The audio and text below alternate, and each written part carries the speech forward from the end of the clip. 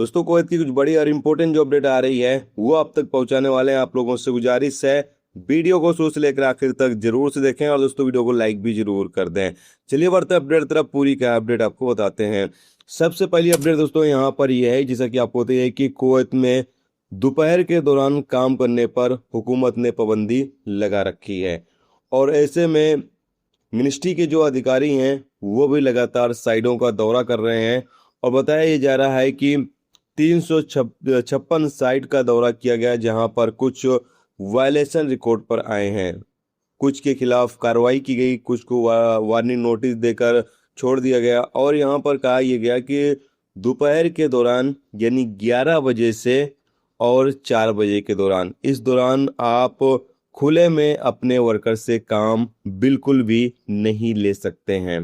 और अगर कोई कफील या कंपनी आपसे जबरदस्ती इस दौरान काम कराता है तो इसकी आप रिपोर्ट मिनिस्ट्री के अधिकारियों को कर सकते हैं। इसके साथ ही दोस्तों अपडेट यहाँ पर यह है कि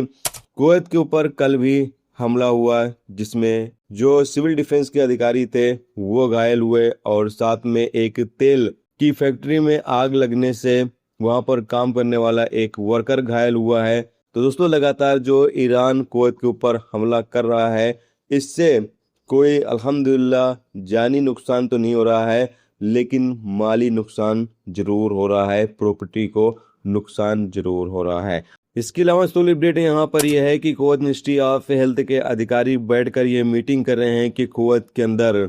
हेल्थ सिस्टम कैसा है, यानी अगर कोई इमरजेंसी आ जाती है तो उस सूरत में किस तरीके से निपटा जा सकता है, किस तरीके से लोगों का इलाज किया जा सकता है, इस हवाले से जायजा लिया जा रहा है। इसके साथ ही दोस्तों अपडेट यहाँ पर यह है कि कुवैत एयरवेज की तरफ से अपडेट जारी करके बताया गया है कि कुवैत एयरवेज की फ्लाइट दोबारा से स्टार्ट हो चुकी है और यहाँ पर कहा यह गया है कि जो लोग भी कुवैत एयरवेज या बाकी किसी भी एयरलाइन से आप सफ़र कर रहे हैं, जैसे कि मैंने कल ही आपको अपडेट किया हुआ है कि आप एयरपोर्ट जाने से पहले ही अपनी एयरलाइन से संपर्क करके ये जानकारी हासिल कर लें कि आपकी फ़्लाइट राइट टाइम है या फ्लाइट को रिशेड्यूल किया गया है या रद्द हो चुकी है फ़्लाइट, ये कंफर्म करने के बाद ही एयरपोर्ट के लिए रवाना हो।